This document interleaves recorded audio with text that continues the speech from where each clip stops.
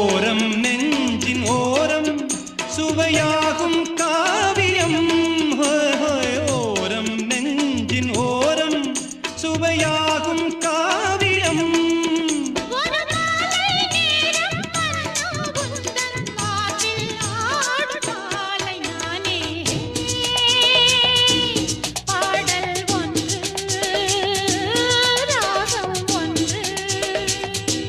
சேரும் போது அந்த கீதம் அதை மீண்டும் மீண்டும் கேட்க தோன்றும்.